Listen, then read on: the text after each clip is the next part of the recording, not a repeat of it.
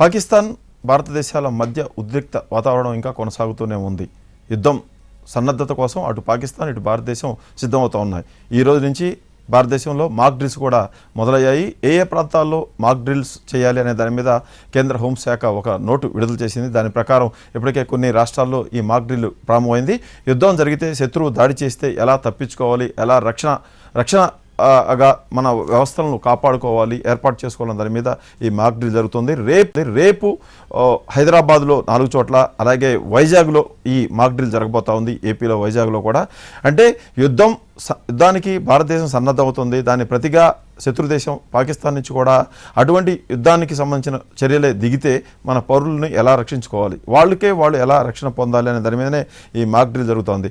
మొత్తానికి ఈ గత నెల 22 జరిగిన పహల్గాం దాడి తర్వాత రెండు దేశాల మధ్య తలెత్తిన ఉద్రిక్త వాతావరణ పరిస్థితులను చల్లార్చడానికి జాతీయ స్థాయిలో మన ప్రభుత్వం ఎలాంటి చర్యలు అయితే తీసుకుంటా ఉందో వాటిని ఏవిటిని బయట పెట్టట్లేదు, కానీ యుద్ధ సన్నద్ధతను మాత్రం పూర్తిగా చేస్తూ ఉంది. అటు పాకిస్తాన్ కూడా మన మీద రకరకాలుగా బెదిరించే ప్రయత్నాలు చేస్తుంది. మనం ఇప్పటికే సింధు జలాలను ఆపడంతో పాటు కొన్ని ముఖ్యమైన డ్యాముల నుంచి నీళ్లను పాకిస్తాన్కి వెళ్లకుండా ఆపాము. మరికొన్ని డ్యాముల్లో సిల్ట్ అంటే పూడిక తీసి ఎక్కువ నీటిని నిల్వ చేసుకోవడం ద్వారా ఆ మిగిలిన నీటిని కూడా పాకిస్తాన్కి వెళ్లకుండా చేసుకోవడానికి ప్రయత్నాలు చేస్తున్నాము. ఇదంతా కూడా సామాధాన భేద దండోపాయాలన్నింటిని కూడా భారతదేశం పాకిస్తాన్ ఉపయోగిస్తుంది. అదే సమయంలో పాకిస్తాన్కు వ్యతిరేకంగా మన దేశం మీద జరుగుతున్న దాడులు, ఉగ్రవాదాన్ని ప్రోత్సహిస్తున్న పాకిస్తాన్ చర్యలను మనకు అనుకూలమైన దేశాలతోటి అంటే మిత్ర దేశాలతోటి ఇప్పటికే చర్చలు జరుపుతున్నారు. వాళ్ళకి అవగాహన కల్పిస్తున్నారు, వాళ్ళ మద్దతు పొందే ప్రయత్నం చేస్తున్నారు. నిన్న రష్యా కూడా బేషరతుగా భారతదేశానికి మద్దతు ప్రకటించింది.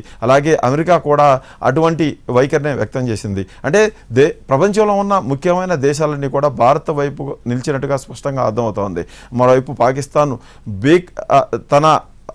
తన వైఫల్యాలను కప్పిపుచ్చుకోవడం కోసం బింకాలకు పోతూనే బెదింపులకు పాల్పడే ప్రయత్నాలు చేస్తుంది. మరోవైపు అరబ్ దేశాల నుంచి రక్షణ కోరుతా ఉంది, భారతదేశం నుంచి తమను రక్షించాలని. మొత్తానికి ఒక పక్క వ్యూహం, ఇంకొక ప్రతివ్యూహం, ఈ రెండింటి మధ్య రెండు దేశాల్లో ఉద్రిక్త వాతావరణం ఏర్పడింది. ఈ మాక్ డ్రిల్స్ లక్ష్యం ఎలా ఉంటుంది? ఈ మాక్ డ్రిల్స్ 1971లో చివరిసారిగా పాకిస్తాన్ తోటి భారతదేశం యుద్ధం చేసింది. ఆ యుద్ధం తర్వాత మళ్ళీ అటువంటి ప్రయత్నాలు ఏవి కూడా భారతదేశంలో జరగలేదు. కార్గిల్ యుద్ధం జరిగినప్పటికీ, అలాగే ఆ తర్వాత సర్జికల్ స్ట్రైక్ జరిగినా కూడా ఈ స్థాయిలో మాక్ డ్రిల్స్ మన దేశంలో జరిగింది లేదు. అంటే దాదాపు 50-55 ఏళ్ల తర్వాత మన దేశం యుద్ధ సన్నాహక చర్యల్లో ఉందనేది అర్థమవుతుంది స్పష్టంగా. దీనికి సంబంధించి ఈరోజు మనతో మాట్లాడిపోతా ఉన్నారు రిటైర్డ్ ఆర్మీ మేజర్ శివకిరణ్ గారు. ఈయన జమ్మూ, పంజాబ్, రాజస్థాన్ బోర్డర్స్లో 1988 నుంచి 1996 వరకు వివిధ స్థాయిల్లో వివిధ హోదాల్లో ఆయన పనిచేశారు. ఈ యుద్ధం కనుక ఆసన్నమైతే, యుద్ధం కనుక తథ్యమైతే ఇప్పుడు చేస్తున్న మాక్ డ్రిల్స్ నుంచి ప్రజలకు ఎంతవరకు రక్షణ ఉంటుంది? అసలు ఆర్మీ ఈ యుద్ధానికి సన్నద్ధంగా ఉందా లేదా? మన శక్తి సామర్థ్యాలు పాకిస్తాన్ శక్తి సామర్థ్యాలతో పోలిస్తే ఎలా ఉన్నాయనే విషయం గురించి శివకిరణ్ గారిని అడిగి మనం తెలుసుకుందాము. శివకిరణ్ గారు నమస్తే. నమస్తే అండి. నమస్తే. జై హింద్ చంద్రశేఖర్ గారు. Thank you for inviting me to NTV. జై హింద్ సార్. మీరు చూస్తూ ఉన్నారు సార్, 15 రోజులకు పైగా ఈ ఉద్రిక్త వాతావరణం నెలకొంటుంది. భారతదేశం వ్యూహాత్మకంగా వ్యవహరిస్తూ ఉంది. దుందుడుకు చర్యలకు పోకుండా మానసిక ఆందోళనతోటి ఉన్న పాకిస్తాన్ని తుత్తినీయం చేసే విధంగా ఎలాంటి చర్యలకు అంటే దుందుడుకు చర్యలకు పాల్పడకుండా క్రమంగా రకరకాల పద్ధతుల్లో ముందుకెళ్తున్న పరిస్థితి మనం చూస్తున్నాం. ఇప్పుడు యుద్ధానికి సంబంధించిన మాక్ డ్రిల్స్ కూడా మన దేశం సిద్ధమవుతుంది. హోంశాఖ అలర్ట్ ఇచ్చింది అన్ని రాష్ట్రాలకు. ఈ ఉదయం జరిగిన వీడియో కాన్ఫరెన్స్లో అన్ని రాష్ట్రాలను కూడా కేంద్ర ప్రభుత్వం అలర్ట్ చేసింది. మాక్ డ్రిల్ అంటే యుద్ధం వచ్చినట్టుగా అనుకోవచ్చా శివకిరణ్ గారు? చంద్రశేఖర్ గారు, మాక్ డ్రిల్ అంటేనే మీకు మనం చెప్తున్నాం మాక్ ఇట్స్ రేపు మనకు అయితే హోమ్ మినిస్ట్రీ నుంచి డైరెక్షన్స్ వచ్చినాయో దాని పేరు ఆపరేషన్ అభ్యాస్. ఆపరేషన్ అభ్యాస్ అంటే ప్రాక్టీస్ అన్నమాట ఇది. సో యుద్ధం కానీ అవుతే మనం ఏం చేయగలగాలి, మనం రెడీగా ఉన్నామా లేదా అని తెలుసుకోవడానికి ఈ మాక్ అంటాము, మాక్ డ్రిల్ చేయడం జరుగుతుంది. మీకు ఒక ఉదాహరణ ఇవ్వడానికి, సపోజ్ ఎగ్జామ్స్ కూడా మనకు అయినప్పుడు మాక్ ఎగ్జామ్స్ పెట్టుకుంటాము. అది ఆల్మోస్ట్ దానిలాగానే ఉంటుంది, దగ్గర నిజానికి అయ్యే సిచ్యువేషన్ ప్రకారంగానే ఉంటుంది. కాబట్టి యాక్చువల్గా ఇది రియల్గా తీసుకొని, ఎందుకంటే మీరు అన్నట్టు ఇప్పుడు 10-15 డేస్ 22 ఏప్రిల్కి ఈ పహల్గాం సంఘటన జరిగింది. తర్వాత నుంచి భారతదేశము వేరియస్ విధాలుగా ట్రై చేస్తుంది ఏ విధంగా రెస్పాన్స్ చేయాలని. కంట్రీలో ఒక ఉక్రోషం ఉన్నది బాగా. ఆ రోజు అయిన దానికి మనం రెస్పాండ్ కావాలని దాని నేపథ్యంలోనే ఇవన్నీ స్టెప్స్ అవుతున్నాయి. అండ్ ఈ మాక్ డ్రిల్ కూడా ఒక స్టెప్ దాంట్లో. అయితే మాక్ డ్రిల్లో మీరు అప్పటి నుంచి ఎన్టీవీలో చూస్తున్నాను, మీరు చాలా బాగా దీని గురించి వివరిస్తున్నారు. దేశంలోనే 244 డిస్ట్రిక్ట్స్లో అవుతుంది అండ్ హైదరాబాద్లో కూడా ఈ మాక్ డ్రిల్ అవుతుంది. అయితే నార్మల్గా ఏం చేస్తామంటే యుద్ధం ప్రాక్టీస్ ప్రకారంగా ఎయిర్ రేడ్ అయినప్పుడే ఈ ఎయిర్ సైరన్ వచ్చిన తర్వాత ఈ మాక్ డ్రిల్ మనము అంటే ఎయిర్ రేడ్ అవుతే మనకు ఏ విధంగా ఉంటుందో ఆ సిచ్యువేషన్ రియల్గా ప్రొజెక్ట్ చేసుకొని అండ్ దాని ప్రిపరేషన్ కాదు చేస్తాం అనమాట. అయితే రేపు మనకు 4 o'clock ఈ మాక్ డ్రిల్ అవుతుంది. మాక్ డ్రిల్ సంబంధించి అంటే ఒక ఫస్ట్ సైరన్ వస్తుంది. ఇక్కడ పోలీస్ కమిషనరేట్ నుంచి మనకు డైరెక్షన్స్ కూడా వచ్చినాయి. మినిస్ట్రీ ఆఫ్ హోమ్ అఫేర్స్ వాళ్ళు ఇచ్చిన ఫాలో అప్ యాక్షన్తోని సివిల్ డిఫెన్స్ ఆర్గనైజేషన్ అంటాము. సివిల్ డిఫెన్స్ అంటే పోలీసు, ఫైర్, ఇంక ఇక్కడ అటువంటి కొంచెం యూనిఫామ్ సర్వీస్ ఉంటాయి కదా, వాళ్ళందరూ దీంట్లో పార్టిసిపేట్ చేయడం జరుగుతుంది. అయితే సివిల్ డిఫెన్స్ ఆర్గనైజేషన్స్కి డైరెక్షన్స్ ఇస్తాము. వాళ్ళు ఒక ఎస్ఓపి ఇవ్వడం జరిగింది, స్టాండర్డ్ ఆపరేటింగ్ ప్రొసీజర్, ఏమేమి చేయాలని. అయితే పోలీస్ కమిషనర్ డైరెక్షన్స్ ప్రకారంగా 4 o'clock సైరన్ వస్తుంది.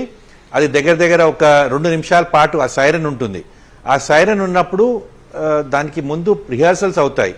నార్మల్గా మన మాక్ డ్రిల్ అయినప్పుడు ప్రిపరేషన్ అవుతుంటుంది, కొన్ని టేబుల్ టాప్ ఎక్సర్సైజ్ అవుతాయి, ఎగ్జిక్యూషన్ ప్లాన్ అవుతుంటుంది. అయితే ఇప్పుడు మాక్ డ్రిల్ అయినప్పుడు ఆ సైరన్ వచ్చినప్పుడు ఏ టీమ్స్ ఏమేమి పని చేయాలని ఫస్ట్ బ్రీఫింగ్ రిహార్సల్ అవుతుంది అనమాట. అయితే 4 to 4:15 వరకు వాళ్ళకి ఆల్రెడీ ఇప్పుడు ఒక ఏరియాలో మనకు చెప్పినట్టు డిఆర్డిఓ కొన్ని వల్నరబుల్ పాయింట్స్, వ్యాంటేజ్ ఏరియాస్ అంటాము. దీంతో ఏమైతే డిఫెన్స్ ఇన్స్టలేషన్స్ ఏమైనా ఉన్నా, సపోజ్ ఒక వాటర్ ట్యాంక్ ఒకటి, అటువంటి ఏరియాస్ ఏమైనా ఉన్నా, ప్లస్ ఒక చెరువు, పెద్ద వాటర్ బాడీ మనకు నీళ్ళు వస్తున్నా, సపోజ్ మన ఉస్మాన్ సాగర్, హిమాయత్ సాగర్ లాంటివి defence installations vulnerable area target చేస్తారనమాట. అవి దగ్గర ఈ మాక్ డ్రిల్స్ అయ్యే ప్రతిపాదన ఉన్నది తెలుస్తున్నది, కొన్ని స్పాట్స్లో చేయడం జరుగుతుంది. అయితే అక్కడ ఆ ఏరియాలో ఉన్న సివిలియన్ పాపులేషన్కి, ఎన్జిఓస్కి, సివిల్ డిఫెన్స్ టీమ్స్ అక్కడ ఏం చేస్తారంటే వీళ్ళు ఈ ప్రిపేర్డ్నెస్లో ముందే టీమ్స్ ఫామ్ చేసుకుంటారు, ఏ టీమ్స్ ఏమేమి పని చేయాలని. అయితే సైరన్ రాగానే ఆ టీమ్స్ ఆ వివిధ పనులు చేయాలన్నమాట. ఆ పనులు చేస్తున్నాయో లేదో మళ్ళీ 15 minutes తర్వాత 4:15 కల్లా ఈ వేరియస్ సివిల్ డిఫెన్స్ టీమ్స్ ఏవైతే ఉంటాయో, ఫైర్, మరి జిహెచ్ఎంసీ కావచ్చు, ఇంకా పోలీస్ టీమ్స్, అవన్నీ అక్కడ చేరి ఆ ప్రకారంగా వాళ్ళు డ్రిల్ చేసినా లేదా చూస్తాయన్నమాట.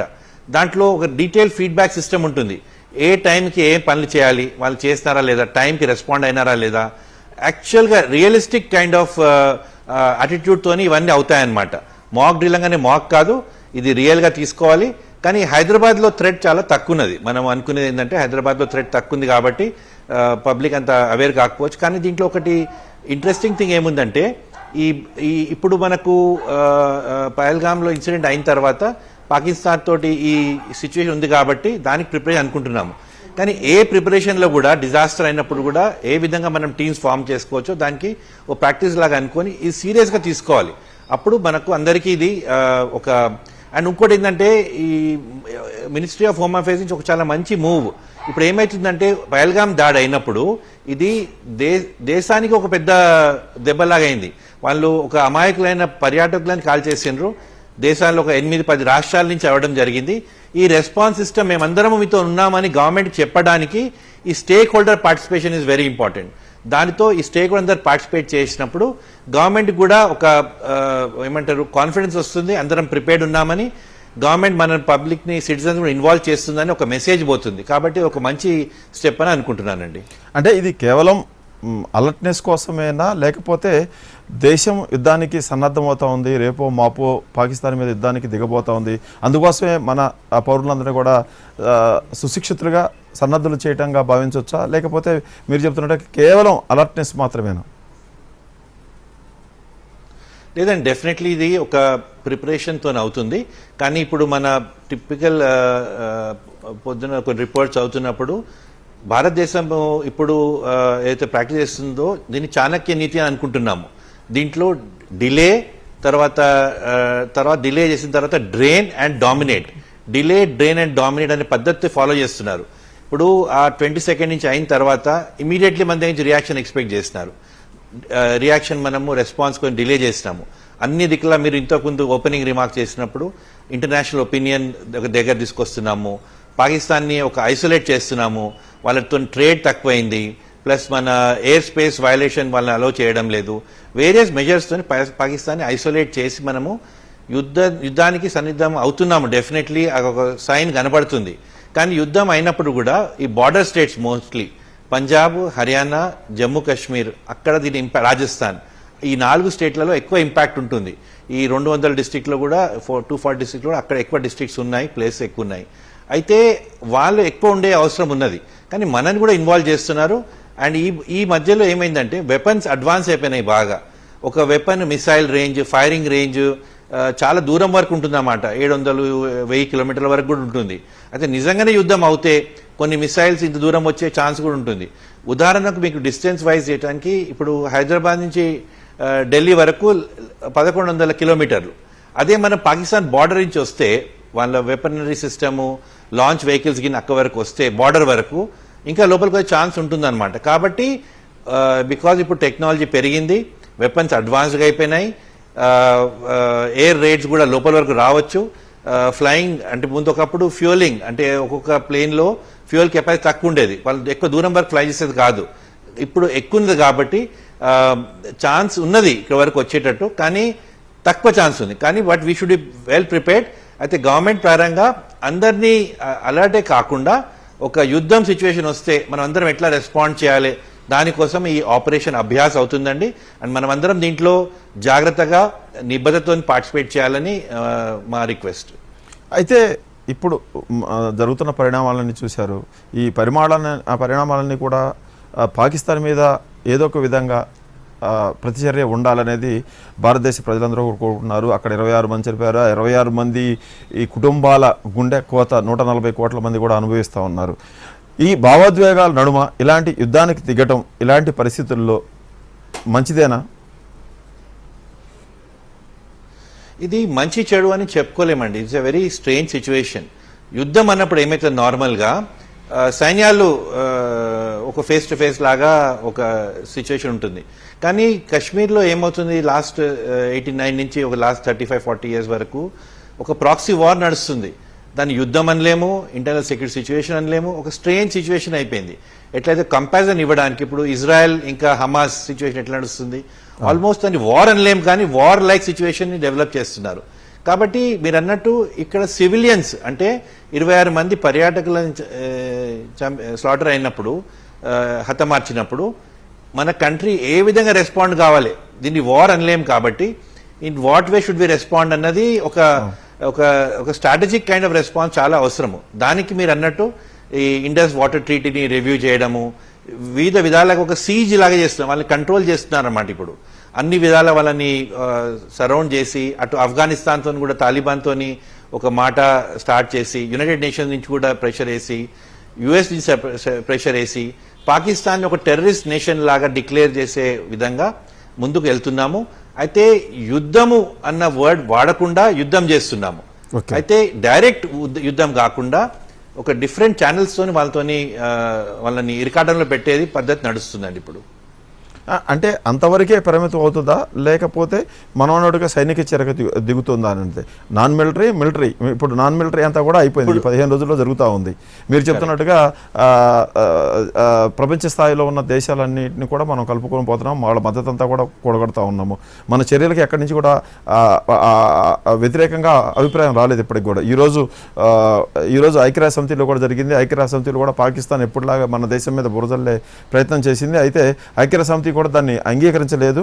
ఆ భారతదేశానికి వ్యతిరేకంగా తీర్మానం చేయాలన్న పాకిస్తాన్ ప్రతిపాదన కూడా అక్కడ తిప్పికొట్టారు. అంటే మౌఖికంగా కానీ మానసికంగా కానీ వేరే ఏ రకంగా చూసుకున్నా కూడా భారతదేశానికి పూర్తి మద్దతు ఉంది. కాకపోతే ఇక్కడ మనం యుద్ధం చేయాల్సింది పాకిస్తాన్ తోటి. అయితే పాకిస్తాన్తో యుద్ధం చేస్తామా, లేకపోతే పాకిస్తాన్లో ఎవరైతే ఈ ఉగ్రవాదులను పెంచి పోషిస్తున్న సంస్థలు ఉన్నాయా వాటిని టార్గెట్ చేసుకుంటామా అనేది ఇప్పుడు క్లారిటీ లేకుండా ఉంది. ఎందుకంటే ఒక దేశం మీదకి యుద్ధం పోవాల్సిన సమయం ఇది కాదనేది ఒక వాదన ఉంది. మనం ఆ దేశం మీద యుద్ధం పోయి ఏం చేస్తాము, ఎక్కడో లాహోర్ మధ్యలో సయ్యద్ హఫీజ్ ఉన్నాడు, ఆ సయ్యద్ హఫీజ్ని కొట్టగల సామర్థ్యం మన ఎయిర్ ఫోర్స్కి ఉందా? ఉంటే వాళ్ళు అటువైపు నుంచి కూడా ఈ ఎయిర్ ఫోర్స్ ఎయిర్ స్ట్రైక్స్ని కాపాడుకునే విధంగా వాళ్ళ దగ్గర కూడా మిసైల్స్, యాంటీ మిసైల్స్ ఉంటాయి కదా. ఇలాంటప్పుడు ఇది యుద్ధం అవుతుందా, లేకపోతే కేవలం ఉగ్రవాదుల శిబిరాలను అంతం చేయడానికి ఉపయోగించే కార్యక్రమం మాత్రమే అవుతుందా? ఇది మీరు అడిగిన చాలా డిఫికల్ట్ క్వశ్చన్ అండి. దీనికి సామాన్యంగా స్ట్రైట్గా సింపుల్ ఆన్సర్ ఇవ్వలేము. ఆల్రెడీ ఇప్పుడు లాస్ట్ ఒక 1 వీక్ నుంచి అక్కడ బార్డర్ ఏరియాలో ఆ సీజ్ ఫైర్ వైలేషన్ చాలా అవుతున్నాయి. స్మాల్ ఆర్మ్స్ ఫైర్ అంటాము, అది పాకిస్తాన్ నుంచి చాలా అవుతుంది. మనం కూడా రెస్పాండ్ చేస్తున్నాము. స్మాల్ ఆర్మ్స్ ఫైర్ నడుస్తుంది. పాకిస్తాన్ చాలా ప్రొవోకింగ్ స్టేట్మెంట్ చేస్తున్నారు. వారు పాకిస్తాన్ ఆల్సో న్యూక్లియర్ నేషన్, మేము న్యూక్లియర్ బాంబ్స్ వాడే వరకు మేము వెనుకాడము అన్నట్టు చెప్తున్నారు. ప్లస్ వాళ్ళ మిసైల్స్ కూడా రీసెంట్గా లాంచ్ చేస్తున్నారు. సో ఇవన్నీ చాలా ప్రొవోకింగ్ స్టెప్స్ వాళ్ళు తీసుకుంటున్నారు. అయితే మనం కూడా డెఫినెట్లీ వాళ్ళకి రెస్పాండ్ చేస్తాము. దీంట్లో ఒక్కటి మీకు అర్థం చేసుకునే 2-3 మెయిన్ పాయింట్స్ ఏమున్నాయంటే, మనం అప్పుడు సర్జికల్ స్ట్రైక్ చేస్తున్నప్పుడు దేశమంతా హర్షించింది.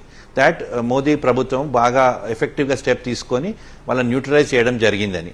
అయితే ఇప్పుడు దేశం ఇంకా దానికంటే బెటర్ రెస్పాన్స్ ఎక్స్పెక్ట్ చేస్తున్నారు. కాబట్టి డెఫినెట్లీ మిలిటరీ రెస్పాన్స్ స్విఫ్ట్గా ఉంటుందని అనుకుంటున్నారు.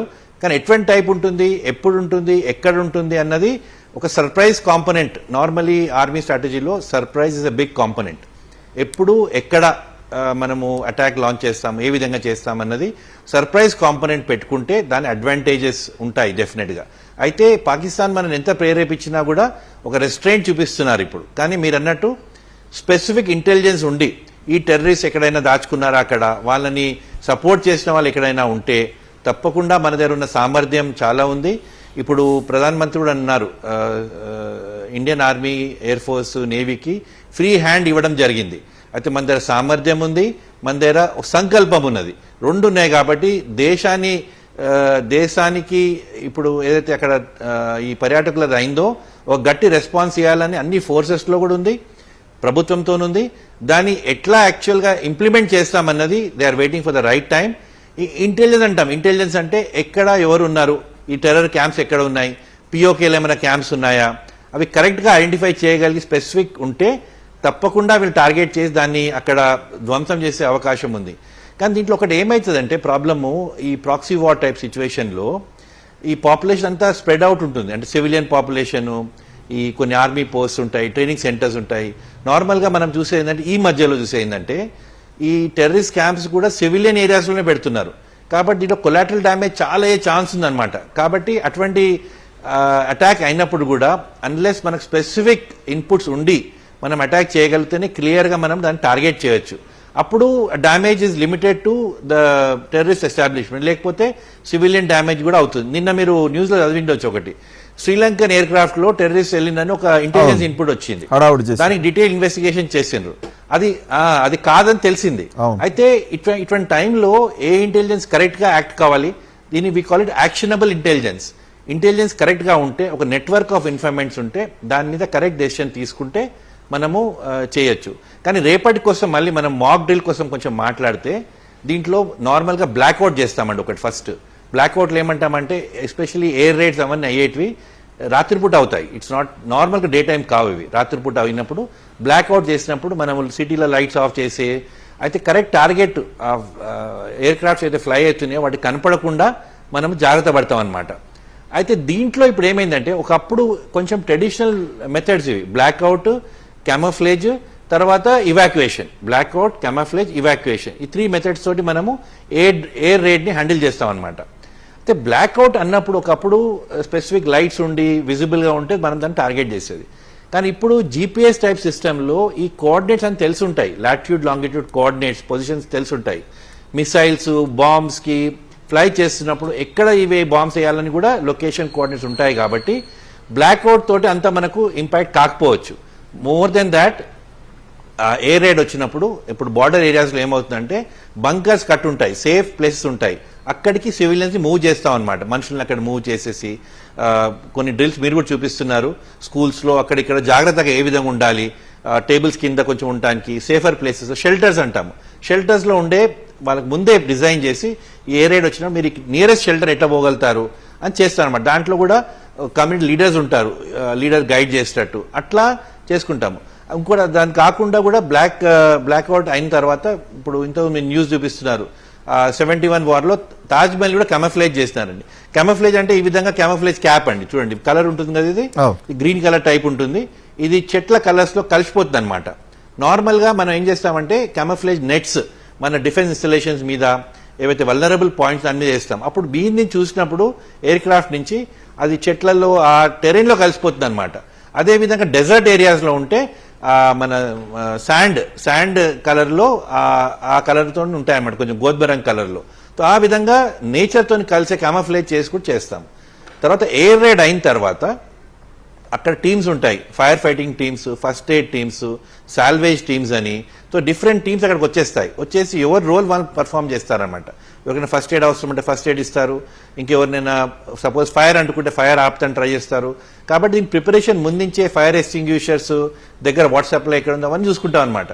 So preparation is very important for this. అందుకోసం ఈ మాక్ డ్రిల్స్ ఇప్పుడు అవుతున్నాయి. ఇన్ కేస్ సంథింగ్ లైక్ ఇటువంటిది ఏమైనా అవుతే మనం ఒక డెఫినెట్లీ ప్రిపేర్డ్ ఉన్నామని ఒక మెసేజ్ ఇవ్వడానికి ఒక కాన్ఫిడెన్స్ వస్తుంది. మనం ప్రిపేర్ అయి ఉంటే ఇటువంటి ఏమైనా అవుతే కూడా మనము will be more confident to face such an eventuality అండి. దానికోసం ప్రపంచం మొత్తానికి తెలుసు శివకరణ్ గారు, ఉగ్రవాదుల ఫ్యాక్టరీగా పాకిస్తాన్ మారిపోయింది. పాకిస్తాన్ ఉగ్రవాదుల కట్టడికి ఎటువంటి చర్యలు తీసుకోలేకపోతుంది అనేది ప్రతి దేశం అంగీకరిస్తూ ఉంది. అమెరికా కూడా హఫీజ్ సయ్యద్ మీద 85 కోట్ల రివార్డును కూడా పెట్టింది. ఇంకా చాలామంది ఉగ్రవాదులను అక్కడ మోస్ట్ వాంటెడ్గా ప్రకటించింది. కానీ ఏ దేశం కూడా అక్కడికి వెళ్ళలేకపోతూ ఉంది. ఒసామా బిన్ లాడెన్ అమెరికా మీద దాడి చేశాడు కాబట్టి అమెరికా 10 ఏళ్ల తర్వాత అయినా అతన్ని వెంటాడి పట్టుకొని అతన్ని చంపేసిన పరిస్థితి ఉంది. ఇప్పుడు మనకు హఫీజ్ సయ్యద్ అనే అతను మనకి ప్రధాన ఎనిమిగా ఉన్నాడు. ఇంతకుముందు మన దేశంలో జరిగిన ఘటనలకు సంబంధించి కానీ నిన్న జరిగిన ఘటనకు సంబంధించి కానీ అతన్ని ట్రేస్ అవుట్ చేసి అతన్ని టార్గెట్ చేయడం, ఇజ్రాయెల్ హమాస్ మీద ఎలాగైతే దాడి చేసి 4-5 అంతస్తుల కింద భూమిలో ఉన్న శత్రువును కూడా కొట్టి చంపేసిన పరిస్థితిని మనం చూసాం. అలాంటి శక్తి సామర్థ్యాలు మన ఆర్మీకి కానీ మన ఎయిర్ ఫోర్స్ కానీ ఉన్నాయా ఇటువంటి పరిస్థితుల్లో? మీరన్నది ఇవన్నీ పాసిబిలిటీస్ అండి. కానీ ఇంటర్నేషనల్గా చూస్తే మీరు అన్నట్టు అమెరికా ఒక ఇంటర్నేషనల్ పోలీస్ లాగా ఉంటుంది. ఇప్పుడు స్టిల్ సూపర్ పవర్స్ చూస్తే అమెరికా, రష్యా ఒక సూపర్ పవర్స్ లాగా ఉంటాయి. కాబట్టి అమెరికా చేసినదే మనం చేయగలుగుతామా అన్నది ఒక $1 మిలియన్ క్వశ్చన్ అండి. అమెరికా అయితే సత్తా ఉందో వరల్డ్ ఓవర్ సూపర్ పవర్ లాగా వాళ్ళు చేయగలుగుతారు, మనం చేయగలుగుతామా అని సామర్థ్యం మాత్రం డెఫినెట్లీ ఉంది. మన ఇండియన్ స్వేచ్ఛ అండ్ సామర్థ్యం ఉన్న కమిట్మెంట్ తోటి మనం ఉంటాము. ఇప్పుడు ఇజ్రాయెల్ దగ్గర నుంచి కూడా మనం మొసాద్ నుంచి హెల్ప్ తీసుకుంటున్నాము, ఇంటెలిజెన్స్ తీసుకుంటున్నాము, టెక్నాలజీ వాడుతున్నాము. దీంతో డెఫినెట్గా అది ట్రాక్ చేయొచ్చు. అయితే ఇంటర్నేషనల్లీ ఒక డిఫరెంట్ మిక్స్డ్ రియాక్షన్స్ ఉన్నాయి. కొంతమంది న్యూట్రల్ ఉంటున్నారు. మీరు అన్నది పాకిస్తాన్ ఒక టెర్రరిస్ట్ నేషన్ లాగా కేటగరైజ్ చేయబడడం జరిగింది ఆల్రెడీ. కానీ వాళ్ళని ఒక రిలేషన్షిప్స్ కోసమని, ఇంటర్నేషనల్ ఈక్వేషన్స్ కోసమని చాలా గట్టిగా మొన్న సౌదీ అరేబియా నుంచి ఓఐసీ కంట్రీస్ ఏవైతే ఉన్నాయో అవన్నీ పాకిస్తాన్ వ్యతిరేకంగా మాట్లాడినాయి.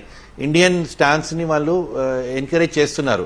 ఈ టెర్రరిస్ట్ని పట్టుకొని వాళ్ళని శిక్షించాలన్న ఒక ధోరణి వాళ్ళు దానికి మద్దతు ఇస్తున్నారు. కాబట్టి Pakistan isolation is only a matter of time. కానీ పాకిస్తాన్ అసలు టెర్రరిస్ట్ నేషన్ లాగా ఎందుకు ఎమర్జ్ అయిందంటే, ఒకప్పుడు ఫ్రమ్ మెనీ ఇయర్స్ యుఎస్కి వాళ్ళు సపోర్టివ్గా అక్కడ ఈ ఏరియాలో ఉండడానికి కోసం అని చేయడం జరిగింది. అది వాళ్ళు అవుట్ ఆఫ్ కంట్రోల్ అయిపోయింది. ఇప్పుడు ఒకప్పుడు షార్ట్ టర్మ్ గెయిన్స్ కోసం వాళ్ళు చేయడం, ఇది కశ్మీర్ ఊరికూరికి పేరు చేసి చైనాతో చేతులు కలపడము. అయితే ఈ విధంగా కొన్ని షార్ట్ టర్మ్ గెయిన్స్ కోసం చేయడం, but today it's out of control. China, Pakistan కూడా ఇంకా కొంచెం ఫ్రెండ్లీ రిలేషన్షిప్స్ ఉన్నాయి. కానీ మనది కూడా చైనాతో రిలేషన్షిప్ ఇంప్రూవ్ అయింది. మనం గల్వాన్లో అప్పుడు ఆ మధ్యలో అయిన ఇన్సిడెంట్ తర్వాత చైనాతోని వేరే విధంగా diplomatic as well as army relations చాలా ఇంప్రూవ్ అయినాయి. ఇప్పుడు పాకిస్తాన్ మెల్లిమెల్లిగా ఐసోలేట్ అవుతుంది. It's a matter of time before terrorist nation లాగా దాన్ని డిక్లేర్ చేయడము. అయితే ఇప్పుడు మాత్రము ఈ సిచ్యువేషన్లో మీరు అన్నట్టు మనకు టెక్నాలజీ పరంగా ఇంటెలిజెన్స్ ఉంది. దాన్ని అంటే ధృవీకరించడం అనమాట, వెరిఫై చేయడము, కరెక్ట్గా వెరిఫై చేసి స్పెసిఫిక్ జాగ్ ఉంటే మనం అక్కడ అటాక్ చేసినా మనని ఇంటర్నేషనల్లీ కూడా ఎవరు మనని అనే పరిస్థితి లేదు. ఎందుకంటే మనకి ఏది జరిగిందో ఇప్పుడు లాస్, ఇది ఇప్పుడు లాసే కాదు, ముందు ఉరిలో అయింది, తర్వాత పుల్వామాలో అయింది. It's a continuous series of things. కానీ ఇప్పుడు ఆ జమ్మూ కాశ్మీర్ ఏరియాని మనము ఆర్టికల్ 370 రద్దు చేసిన తర్వాత పర్యాటకులు పెరిగి అక్కడ ఒక కొత్త ఉత్సాహం పెంచుతున్న సిచ్యువేషన్లో ఇది కావడం చాలా బాధాకరము. అండ్ వరల్డ్ ఓవర్ అందరూ చూస్తున్నారు ఎవరి రోల్ ఏ విధంగా ఉంది. ఇండియా ఆ రోజు పాకిస్తాన్ చేసినందుకు ఇమీడియట్లీ రెస్పాండ్ చేసే ఛాన్స్ ఉండేది, but we didn't do it. ఎందుకంటే internationally we wanted to project ourselves as a fair country. కానీ ఏదైతే ఇంటెన్సిటీ ఉండేనో ఆ 22nd నాడు అయిన ఇంటెన్సిటీ ఇప్పుడు కొంచెం తగిన అనిపిస్తుంది. కానీ మీరు అన్నట్టు ఆ ఫ్యామిలీస్ 26 ఫ్యామిలీస్ ఉన్నాయో వాళ్ళకి లాస్ మనము ఏ విధంగా పూడ్చలేము. And efforts are on to correctly catch the culprits ఎవరైతే ఉన్నారో వాళ్ళు పట్టుకోవడానికి ఎఫర్ట్స్ అవుతున్నాయి. And multi kind of directional approach అవుతుంది. అయితే పాకిస్తాన్ని మాత్రం టెర్రర్ నేషన్ లాగా డిక్లేర్ అవడానికి ఇంటర్నేషనల్ ప్రెషర్ డెఫినెట్లీ అవుతుంది. అండ్ మనం కూడా వాళ్ళ దగ్గర ఉన్న టెర్రరిస్ట్ క్యాంప్స్ కావచ్చు, మీరు ఇంత హఫీజ్ సయీద్ అన్నట్టు స్పెసిఫిక్ టెర్రరిస్ట్ కావచ్చు, వాళ్ళని డిటెక్ట్ చేసి పట్టుకొని అక్కడ వెళ్ళి మన ఎయిర్ ఫోర్స్ హెలికాప్టర్స్ ఉంటాయి, స్పెసిఫిక్గా పోయే సామర్థ్యం మనకు ఉంది అని తప్పకుండా ఉంది. And I'm sure we're working towards it. They are only waiting for the correct time and the opportunity, and maybe you will hear about it very soon.